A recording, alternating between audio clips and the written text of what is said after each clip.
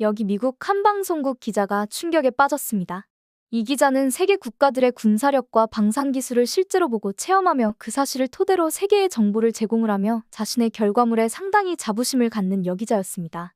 그런 베테랑의 여기자는 한국의 군사력과 방산 기술의 현주소를 보고 놀라며 충격을 받았다고 하는데요. 여기서 그녀는 무엇을 보고 충격을 받았던 것인지 궁금하지 않을 수 없습니다. 그럼 오늘의 사연 들어보겠습니다.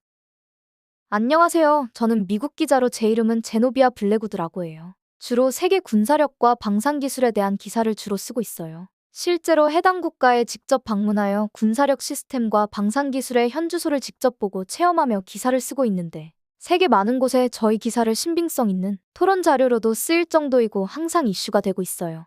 저는 워싱턴 크로니클에 밝고 분주한 뉴스룸에 앉아 있었어요.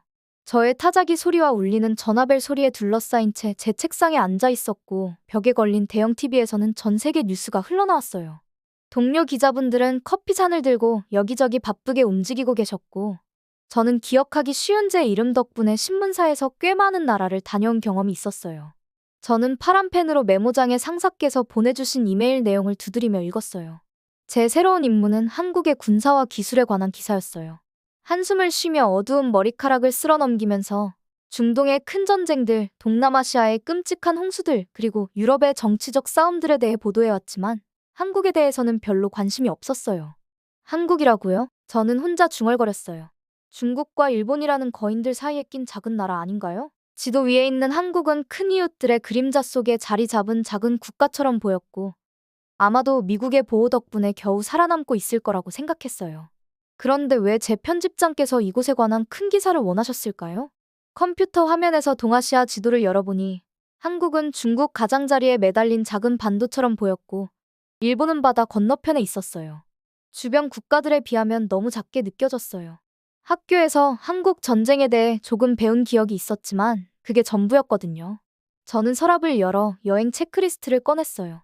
중요한 물건들을 절대 잊지 않는 체계적인 사람이었던 저는 여권, 카메라, 녹음기, 여분의 배터리, 노트북, 펜, 편안한 신발, 그리고 따뜻한 날씨와 시원한 날씨 모두를 위한 옷들을 챙겼어요. 솔직히 이 여행에 큰 흥분은 느끼지 않았지만 항상 최선을 다하는 전문 기자로서 임무에 임했어요. 그날 저녁, 저는 온라인에서 한국에 관한 기본 정보를 검색했어요. 수도 서울에 대해 읽고 산과 도시 스카이라인이 담긴 몇 장의 사진도 보았어요. 다른 아시아 국가들과 비교했을 때 특별하거나 다른 점은 없어 보였고 짧고 간단한 기사를 작성한 후 다음 임무로 넘어갈 것이라고 예상했어요. 다음 날 아침, 저는 서울행 비행기를 예약했어요.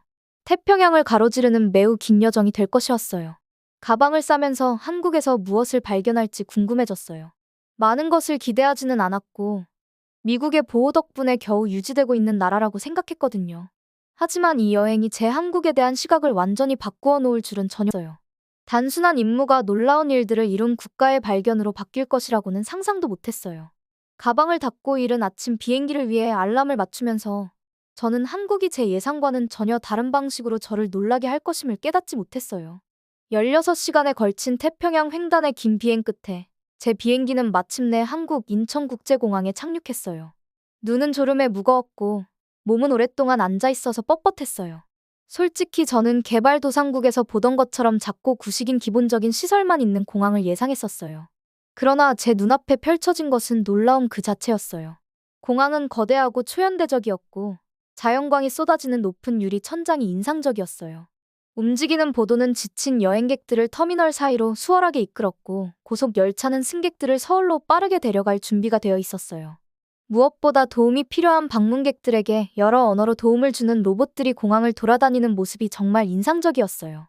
이건 제가 예상했던 것과 전혀 다르네요. 짐을 찾으면서 중얼거렸어요. 저는 한국에 대해 품고 있던 고정관념들을 함께 챙긴 옷과 세면도구처럼 꼼꼼히 포장해 두었는데 이미 그 고정관념들이 서서히 풀리기 시작했어요. 공항 밖에서 저는 택시 줄에 합류했어요. 곧 깨끗하고 현대적인 차에 몸을 싣고 서울을 향해 달렸어요. 고속도로는 매끄럽고 잘 관리되어 있었고 도시에 가까워질수록 저는 호기심 많은 아이처럼 창문에 얼굴을 바짝 붙이며 경치를 바라보았어요. 거대한 고층 건물들이 구름을 향해 솟아있었고 그 유리 외벽은 오후 햇살을 반사하고 있었어요.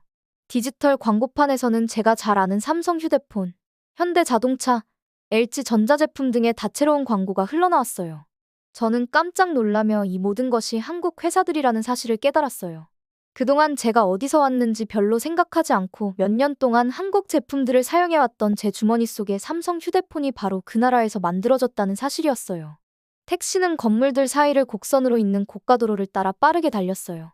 아래에서는 효율적인 지하철 시스템이 수백만 명의 사람들을 도시 곳곳으로 운반하고 있었고, 전용 차선을 달리는 전기버스들이 조용히 움직이고 있었어요.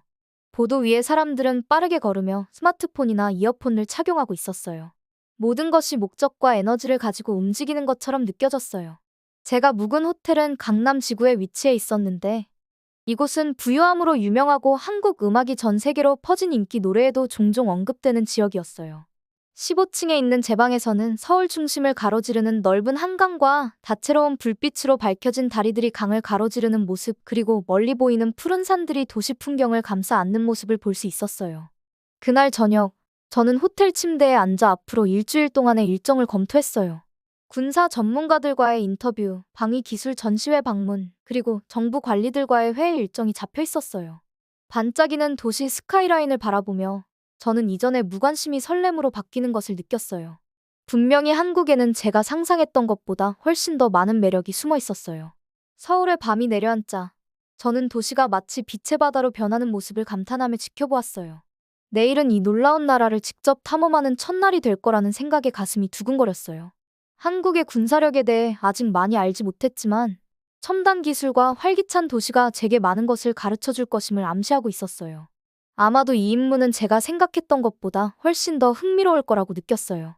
다음 날 아침, 저는 일찍 일어나 ADX, 항공 및 국방 전시회를 방문할 생각에 설레었어요.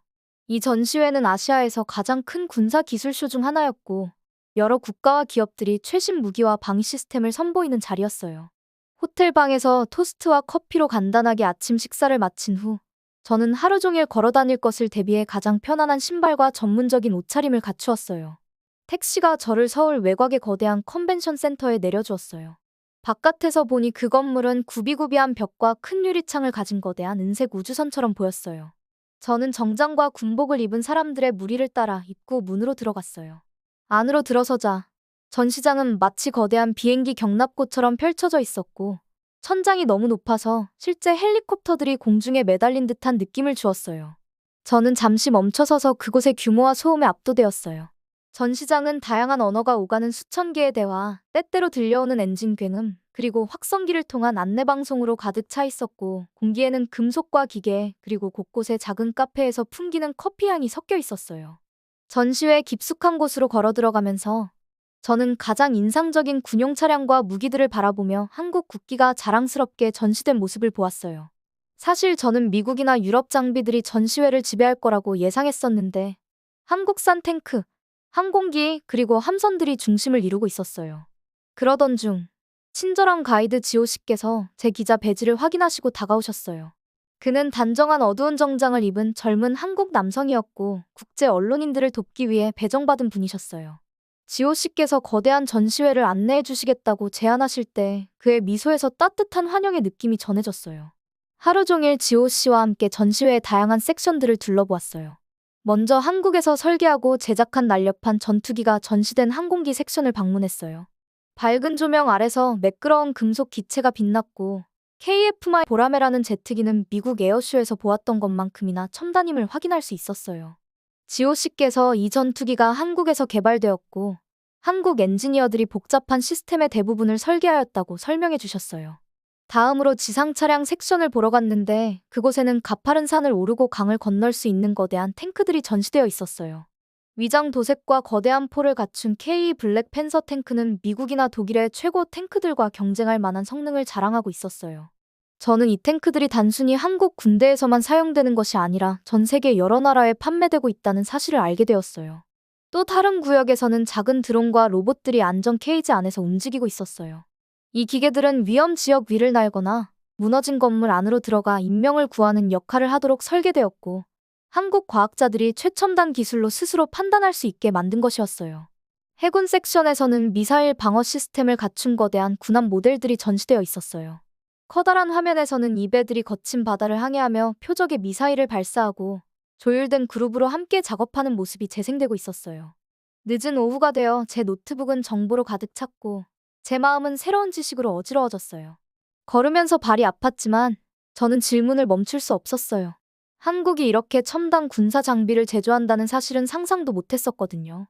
가장 놀라운 점은 한국이 이 기술들을 자국 방어뿐만 아니라 유럽, 아시아, 중동 전역의 국가들에게 수십억 달러 상당의 군사 장비를 수출하고 있다는 것이었어요. 전시회가 문을 닫을 무렵, 저는 한국 군사 기술의 놀라운 전시를 돌아보며 한때 제가 작고 중요하지 않다고 생각했던 이 나라가 글로벌 방위 산업의 주요 선수임을 깨달았어요. 그날은 시작에 불과했고 이미 제 한국에 대한 시각은 빠르게 변화하고 있었어요. 다음 날 아침, 저는 상쾌한 공기를 맞으며 호텔을 나섰어요.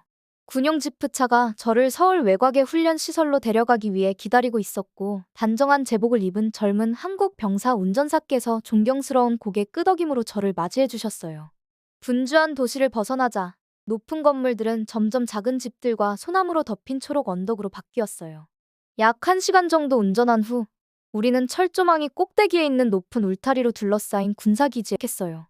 입구에 경비병들께서 무거운 금속 문을 열기 전에 제 신분증을 확인해 주셨어요. 기지 내부는 건물들이 질비하고 훈련장과 군인들이 각 방향으로 움직이며 하나의 작은 도시처럼 운영되고 있었어요. 그곳에서 진지한 표정과 완벽한 자세를 가진 키 큰 박 대령께서 저를 기다리고 계셨어요. 그의 제복은 다채로운 리본과 배지로 장식되어 있어 오랜 봉사 기간을 증명해 주었고 반짝이는 신발은 아침 햇살을 반사하고 있었어요. 비록 얼굴은 엄격해 보였지만 미국 기자인 저에게 모든 것을 친절히 설명해 주실 준비가 되어 있으셨어요. 첫 번째 정류지에서는 수백 명의 젊은 한국 군인들이 완벽한 조화를 이루며 복잡한 훈련을 연습하는 모습을 보았어요. 그들의 움직임은 마치 잘 만들어진 시계의 톱니바퀴처럼 날카롭고 정확했어요. 어떤 군인들은 영화에서 보던 고급 소총을 들고 있었고 다른 이들은 전장 전체의 메시지를 안전하게 전달할 수 있는 첨단 통신 장비를 다루고 있었어요. 저는 군인들의 규율과 집중력에 깊은 인상을 받았어요. 누구도 불필요한 이야기를 하거나 장난을 치지 않았고 전투 동작을 연습하든 차량을 수리하든 모든 분들이 자신의 임무에 온전히 헌신하고 있었어요.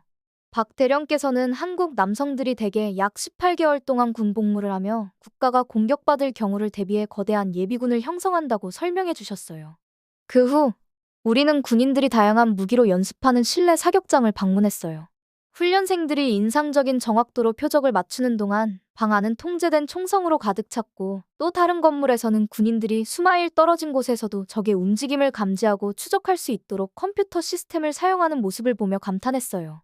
이 시스템들은 인공지능을 활용해 위협의 위치를 예측함으로써 한국군에게 소중한 시간을 제공하고 있었어요. 제가 언덕 측면에 위치한 거대한 지하 시설을 보았을 때 내부에는 비상지휘센터, 병원, 그리고 보관 구역이 있었어요. 이 모든 것은 위에 세상이 공격받더라도 기지가 계속 기능하도록 설계된 것이었어요. 두꺼운 콘크리트 벽과 특수 환기 시스템은 화학 공격 상황에서도 공기를 깨끗하게 유지할 수 있도록 해주었어요. 박 대령께서는 정부와 군대가 위기 상황에서도 시민들을 보호하며 운영할 수 있도록 전국적으로 비슷한 대피소가 마련되어 있다고 설명해 주셨어요.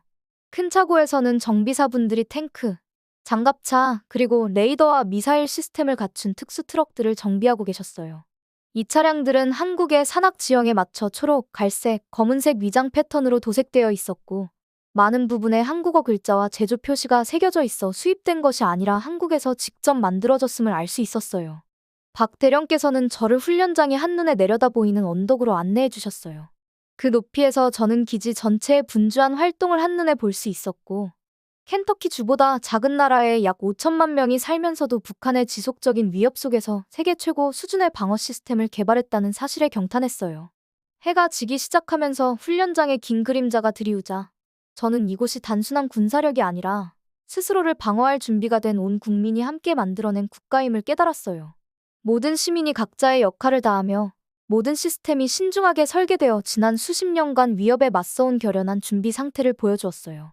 한국의 힘은 단지 무기와 기술에 있는 것이 아니라 국민들의 결단력과 단합된 정신에 있었어요. 다음 날 아침은 밝고 햇살 가득한 가운데 제 택시가 반짝이는 유리 건물과 아름다운 녹색 정원이 있는 현대적인 캠퍼스에 도착했어요. 그곳은 카이스트, 즉 한국과학기술원으로 국내 최고의 연구 대학 중 하나였어요. 학생들이 노트북과 태블릿을 들고 건물 사이를 분주하게 오가고 있었고 일부는 나무 아래에 앉아 공부하거나 함께 프로젝트를 진행하고 있었어요. 메인 입구에서 김 교수님께서 저를 따뜻한 미소와 함께 맞아주셨어요. 안경을 쓰신 교수님은 20년 넘게 군사기술을 연구해오신 분이셨고, 파란 넥타이에 단정한 정장을 입으셔서 로봇공학과 혁신에 대한 열정을 조금이나마 엿볼 수 있게 해주셨어요. 교수님과 함께 방문한 첫 번째 연구실에는 여러 모양과 크기의 로봇들이 가득했어요. 어떤 로봇은 인간처럼 팔과 다리가 있었고, 또 다른 로봇은 동물이나 곤충을 닮은 모습이었어요. 뱀 모양의 로봇은 지진이나 폭격 후 무너진 건물 사이를 누비며 사람들을 찾도록 설계되어 있었고, 또 다른 로봇은 개처럼 네 다리로 걸으며 거친 지형에서도 무거운 장비를 운반할 수 있었어요. 김 교수님께서는 이 로봇들이 어떻게 원격으로 제어되어 위험한 임무 동안 군인들을 안전하게 보호할 수 있는지 보여주시면서, 일부 로봇은 어둠 속에서도 볼 수 있는 카메라와 폭발물 또는 독성 화학물질을 감지할 수 있는 센서를 탑재하고 있다고 설명해 주셨어요. 심지어 일부 로봇은 위험한 지역을 통과할 때 가장 안전한 경로를 스스로 선택할 수 있도록 설계되었다고 하셨어요. 이어진 다른 건물에서는 흰 실험복을 입은 과학자분들이 신기한 모양의 재료로 작업 중이셨어요. 그들은 제가 전에 본 것보다 훨씬 가볍고 강한 새로운 유형의 방탄복을 개발하고 계셨고, 한 연구원께서는 그 재료로 만든 조끼가 겨울 코트보다 가볍지만 총알을 막아낼 수 있는 방법을 시연해 주셨어요. 또 다른 연구원께서는 군인들이 극한의 열, 추위, 심지어 위험한 방사선으로부터 보호받을 수 있는 직무를 소개해 주셨어요. 저는 이 기술들이 단순히 군대를 위한 것만이 아니라 더 안전한 자동차와 건물을 만드는 평화로운 목적에도 응용되고 있다는 사실에 놀랐어요. 전쟁터 구조 임무를 위해 설계된 로봇들이 병원이나 재난 지역에서 도움을 주도록 변형되고 있었고, 방어를 위해 만들어진 거의 모든 기술들이 평화적인 용도로도 사용되고 있었어요. 대학 식당에서 점심을 먹으며 제가 비빔밥이라는 한국 음식을 처음 시도했는데, 그릇에 쌀, 채소, 고기가 화려하게 섞여 있는 모습이 인상적이었어요. 이후 김 교수님과 함께 사이버 보안 센터를 방문했는데, 젊은 전문가 분들이 컴퓨터 화면 앞에서 중요한 네트워크를 해커와 디지털 공격으로부터 보호하는 방법을 연습하고 계셨어요. 방은 컴퓨터 모니터 빛 이외의 소리가 거의 없었고, 오직 키보드 소리만이 은은하게 들렸어요. 김 교수님께서는 현대 전쟁에서 컴퓨터 시스템을 보호하는 것이 강력한 무기를 갖추는 것만큼 중요하다고 설명해 주셨어요. 전력망, 교통 시스템, 통신 네트워크 등을 해킹당하면 끔찍한 피해가 발생할 수 있기 때문에 한국은 매일 수천 건의 디지털 공격에 직면하며 사이버 보안 분야에서 세계적인 리더가 되었다고 말씀해 주셨어요. 그날 오후 늦게 저는 세계 최대 기술 회사 중 하나인 삼성 본사를 방문했어요. 거대한 건물이 구름에 닿을 것처럼 보였고, 수많은 입구에서 직원들이 분주하게 오가고 있었어요. 내부에는 최신 휴대폰, TV뿐만 아니라 의료기기, 선박 엔진, 그리고 군사 통신 시스템까지 다양한 제품들이 전시되어 있었어요. 회사 대표분께서는 삼성, 현대, LG 등 여러 한국 기업들이 군대와 긴밀하게 협력하며 민간과 방위 목적 모두를 위한 기술을 연구하고 개발하는 방법을 자세히 설명해 주셨어요. 이러한 파트너십 덕분에 한국이 기술 강국으로 자리 잡는 동시에 군사적 능력도 강화할 수 있었다고 말씀해 주셨어요. 하루가 끝날 무렵 제 머릿속은 배운 모든 정보로 가득 찼어요. 한국은 단순히 다른 나라로부터 군사 장비를 구매하는 것이 아니라 자체적으로 최첨단 기술을 개발하고 전 세계에 수출하는 혁신의 리더임을 깨달았어요. 한때 제가 작고 중요하지 않다고 여겼던 이 나라가 실제로는 독특한 도전들을 극복하며 세계 무대에서 큰 역할을 하고 있다는 사실이 감동적이었어요. 서울의 저녁 교통 속에서 택시를 타고 호텔로 돌아가던 중, 저는 도시의 불빛들이 하나둘 켜지는 모습을 바라보며 이 모든 건물과 차량 그리고 각종 장치들이 놀라운 무언가를 나타내고 있다는 생각이 들었어요. 그 속에는 국민들의 결단력, 교육 그리고 창의적 사고가 담겨 있었어요. 단 한 세대 만에 한국은 전쟁과 어려움을 딛고 글로벌 기술 리더로 거듭났다는 사실이 제 마음 깊이 새겨졌어요. 서울에서의 마지막 밤, 저는 호텔방에 앉아 커튼을 활짝 열어두고 도시의 야경을 감상했어요. 23층 창문 너머로 한강이 다리들의 다채로운 불빛 속에서 어둡고도 아름답게 흐르는 모습이 보였어요. 제 침대 위에는 제 깔끔한 필체로 작성된 종이, 사진, 그리고 노트북이 놓여 있었어요. 노트북 화면에는 제가 기사의 첫 부분을 타이핑한 흔적이 남아 있었고, 5일 전 처음 한국에 도착했을 때 저는 큰 국가들의 그림자에 가려진 작은 나라에 대한 단순하고 잊혀질 만한 이야기를 쓰리라 생각했었어요. 그러나 이제는 배운 모든 것을 한 기사에 담기가 어려워질 정도였어요. 저는 가장 좋아하는 펜을 집어들고 그 끝을 씹으며 깊은 생각에 잠겼어요. 어떻게 제가 고국의 독자분들께 한국에 대해 지금껏 얼마나 잘못 알고 있었는지를 설명할 수 있을까요? 불과 10년 전 전쟁으로 거의 완전히 파괴되었던 한 나라가 이렇게 놀라운 변화를 이루어냈다는 사실을 어떻게 전달할 수 있을까요? 저는 군사 전시회에서 찍은 사진들을 다시 한번 바라보며 한국 엔지니어들이 설계한 첨단 전투기와 함선들을 떠올렸어요. 그리고 군사기지에서 본 군인들의 규율과 준비성을 담은 노트를 검토하며 대학 연구실과 기업연구센터에서 개발 중인 혁신적인 기술들에 대해 곱씹어 보았어요. 하지만 인상적인 무기와 기술보다도 더 중요한 것은 한국인들이 1950년대 가장 가난했던 나라 중 하나에서 오늘날 가장 부유한 국가 중 하나로 탈바꿈한 결단력과 성실한 노력이었어요. 북한의 지속적인 위협 속에서도 이 모든 것을 이뤄낸 모습은 저에게 큰 감동과 존경을 불러일으켰어요. 다시 타이핑을 시작하면서 저는 제 기사에 작은 국가의 부상, 한국이 어떻게 군사 및 기술 강국이 되었는가? 제목을 붙였어요. 독자분들께서 한국이 단순히 미국의 보호를 받는 나라가 아니라 그들만의 독특한 강점과 기여를 가진 강력한 동맹국임을 이해해 주셨으면 하는 마음이었어요. 했으며 저는 전 세계 일상생활 속에서 만나는 수많은 한국 제품들에 대해 생각했어요. 수백만 명이 아무렇지 않게 사용하고 있는 삼성폰, 가족들이 타고 다니는 현대와 기아 자동차, 그리고 미국 전역의 가정을 채우고 있는 LG들 말이에요. 그리고 이제 전 세계 국가들이 한국의 군사 장비도 구매하고 있다는 사실이 더욱 제 마음을 울렸어요. 창밖으로 서울의 불빛들이 밤하늘을 배경으로 반짝이는 모습을 바라보면서 박 대령께서 군사기지에서 저에게 말씀해주신 우리는 큰 마음과 강한 정신을 가진 작은 나라예요. 우리는 생존하기 위해 똑똑하고 강해져야만 했어요. 라는 말씀이 다시 떠올랐어요. 자정이 다가오면서 저는 첫 번째 초안을 마치고 파일을 저장했어요. 편집자분께서 예상보다 훨씬 길고 긍정적인 제 기사를 보고 놀라실 것이라는 생각이 들었어요. 그리고 독자분들께서 제가 지금 한국에 대해 느끼는 발견과 존경의 감정을 함께 느껴주시길 바랐어요. 노트북을 닫은 후 저는 서울을 마지막으로 한 번 더 바라보기 위해 창가로 걸어나갔어요. 단 며칠 만에 이 나라는 제 관점을 완전히 바꾸어 놓았고 제가 도착했을 때 생각했던 작은 나라라는 인식은 완전히 달라졌어요. 저는 이제 혁신, 결단력, 그리고 신중한 계획을 통해 믿을 수 없는 도전을 극복해낸 이 나라에 대해 깊은 존경심을 품고 있었어요. 내일 저는 집으로 날아갈 예정이었지만 제 마음 한켠에는 언젠가 꼭 다시 돌아와야겠다는 다짐이 자리 잡았어요. 이 매혹적인 나라, 한국에 대해 배울 것이 아직 많다는 사실에 감사하며 지도상의 크기가 아닌 국민의 힘, 창의성, 그리고 정신으로 나라를 판단해야 한다는 소중한 교훈을 다시 한 번 되새겼어요. 오늘의 사연은 여기까지입니다. 세계 속의 한국의 군사력과 방산산업의 기술력은 오늘의 사연처럼 세계 사람들을 놀라게 하는 기술력을 자랑하는데요.